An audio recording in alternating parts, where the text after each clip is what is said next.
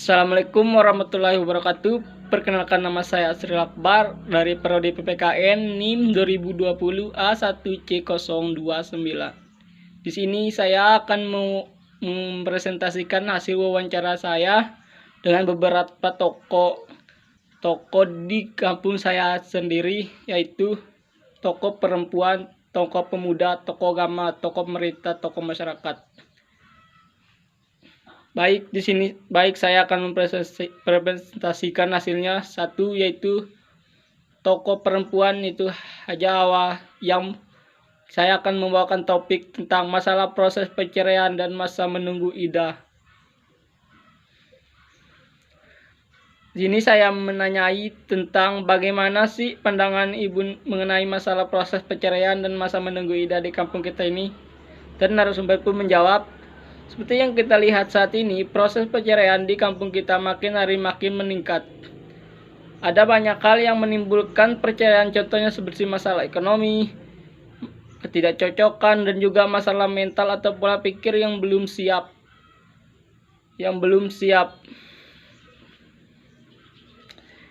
Bagi pasangan yang menikah dini, memang sih perceraian di kampung kita ini masih terbilang sedikit. Langkah baiknya perceraian itu kita cegah, karena pada dasarnya menikah itu bukan sekedar untuk mencari pasangan ataupun untuk pendamping hidup. Pada dasarnya pernikahan itu adalah ibadah bagi kita umat muslim, maka pentingnya kita menjaga keharmonisan keluarga yang terjadi pada rumah tangga kita. Hanya semata Allah menguji kita, iman kita terhadap suami ataupun sebaliknya, agar terciptanya keluarga rukun yang mawaddah warahmah. Dan pertanyaan selanjutnya yang saya lontarkan adalah, lantas apa pendapat ibu mengenai menunggu masa idah? Narasumber pun menjawab, penting sekali itu, karena dengan adanya masa idah kita bisa menghindari apa yang tidak kita inginkan. Contohnya, kenapa harus jalani masa idah? Karena setelah perceraian, apabila si perempuan langsung nikah ataupun punya pasangan baru, ditakutkan teruntuknya nanti bukan sepenuhnya darah daging suaminya yang sekarang. Karena seperti yang kita ketahui sebelumnya, dia mempunyai suami sah, sehingga tidak bisa mempungkiri atau siapa tahu anak yang dikandungnya adalah hasil dari hubungan dengan mantan suaminya yang lalu. Yaitu tokoh kedua, yaitu tokoh pemuda. Narasumbernya Ardiansa SPD dan pewawancaranya saya sendiri. Di sini saya membahas masalah syariat fikih dan sumber-sumber hukum Islam. Saya pribadi menanyakan bagaimana menurut pandangan Bapak mengenai syariat fikih dan sumber Islam di sekitar kita. Narasumber pun menjawab, baik, perjalanan dengan baik. Seperti yang kita rasakan saat ini, fikih sumber hukum Islam di lingkungan kita berjalan dengan baik, karena seperti yang kita lihat, 100% warga kampung kita mayoritasnya umat muslim, sehingga semua hal yang berkaitan dengan agama semuanya bisa kita bilang berjalan dengan baik, karena bagi kita itu sangat penting dalam bermasyarakat dan hidup di dalam lingkungan kita.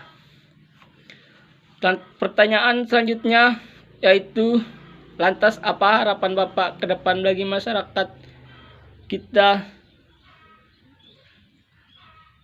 Narasumber pun menjawab, ya, harapan saya bagi desa kita ini agar syariat fikih bisa kita terapkan lebih baik lagi dan kita bisa jadi contoh bagi desa lain akan pentingnya menjalin syariat fikih dan sumber hukum Islam. Seterusnya, wawancara dengan tokoh agama, yaitu narasumber Hasbullah. Pertanyaan yang saya lontarkan, bagaimana sih pendapat Bapak tentang perkawinan terlarang? Narasumber menjawab, seperti yang kita ketahui saat ini, yang namanya perkawinan terlarang itu pun banyak jenis yang terjadi di nikah. Nikah muta, yaitu nikah muta disebut juga nikah sementara atau nikah kontrak, adalah di mana menikahnya seorang laki-laki dengan seorang wanita dalam waktu tertentu. Terus sigar itu nikahnya seorang perempuan yang dinikahi walinya dengan laki-laki tanpa mahar. Dengan perjalanan bahwa laki-laki akan menikahi wali perempuan tersebut dengan wanita yang berada di bawah perwalinya. Semua larangan itu pasti ada tujuannya. Dapat kita simpulkan bahwa larangan-larangan tersebut diciptakan agar terciptanya keadilan pada perkawinan dan percintaan yang secara agama menikah dengan berjalan dengan semestinya sesuai dengan syarat-syarat agama yang kita ketahui saat ini. Terus pertanyaan selanjutnya, lantas bagaimana sih pendapat Bapak terhadap timbulnya talak di kampung kita ini? Wawancara menjawab, di kampung kita kebanyakan alasan talak karena gagalnya komunikasi, ketidakcocokan akibat kegagalan komunikasi antara suami dan istri sering menjadi pemicu perceraian. Tapi kabar baiknya di kampung kita ini terbilang sedikit atau kurang. Tidak seperti kota-kota besar yang perceraiannya sangat tinggi. Selanjutnya, wawancara terhadap tokoh masyarakat, yaitu narasumbernya Haji Amir Haji Apis, SPD. Saya membawakan tema masalah tentang faktor yang mendasari berlangsungnya perkawinan siri yang tidak sesuai dengan syarat hukum perkawinan. Pertanyaan dari saya, baik Pak, apa sih mendasari perkawinan siri yang tidak sesuai dengan perkawinan di sekitar kita ini? Narasumber menjawab, ya, mendasari masyarakat melakukan perkawinan siri adalah karena faktor ekonomi, belum cukup umur, ikatan dinas, kerja, atau sekolah, karena berpikir bahwa pernikahan siri menurut agama percatatan hanya masalah administrasi saja daripada hamil di luar nikah akibat pergaulan bebas seperti yang kita lihat saat ini. Dan pertanyaan selanjutnya dari saya, apakah nikah siri di tempat kita ini atau umumnya di Indonesia ini banyak yang memiliki menikah siri, Pak? Dan apa sih pernikahan siri itu dibolehkan atau tidak? Narasumber menjawab, oh ya banyak. Sebenarnya nikah siri itu tidak pernah diajukan oleh Rasulullah. Maka dari itu nikah siri tidak ada dalam ajaran Islam. Namun terjadi banyak perdebatan mengenai hal ini. Banyak ulama yang menyebutnya bahwa nikah siri itu tidak sah. Tetapi tak sedikit pun ulama menyebutnya sah. Nikah siri diartikan sebagai pernikahan diam-diam dihadiri dua orang wali saksi tanpa adanya keterlibatan negara di dalamnya. Tapi perlu ditekankan bahwa nikah siri harusnya memenuhi syarat dan rukun nikah.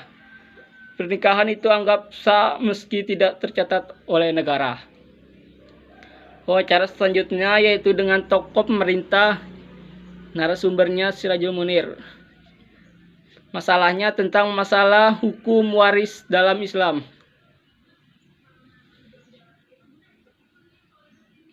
Pewawancara saya sendiri yaitu menanyakan, apa sih hukum yang dimaksud dengan hukum waris, Pak?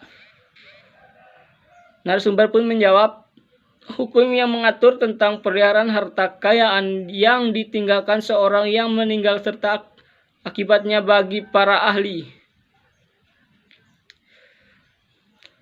Yang artinya bagian tertentu yang dibagi menurut agama Islam kepada yang berhak menerima dan telah ditetapkan sebagai bagiannya. Terus pertanyaan selanjutnya dari saya, Pak, apakah penyelesaian masalah hukum waris dalam masyarakat sudah berlangsung baik? Di pemerintahan desa ini, masalah tentang hukum waris baik. Di sini kami menggunakan metode penelitian dan musyawarah agar hak waris jatuh ke tangan yang tepat, yaitu prosesnya mengetahui proses bagian waris, 2. Mengetahui faktor-faktor yang menyebabkan timbulnya sengketa pembagian harta waris, melakukan musyawarah pendapat kepastian tentang harga waris. Di situ kami menentukan siapa yang berhak dengan cara yang saya sebutkan tadi. Mungkin hanya itu saja yang dapat saya sampaikan. Kurang dan lebihnya saya mohon maaf. Wabillahi taufiq wal hidayah. Assalamualaikum warahmatullahi wabarakatuh.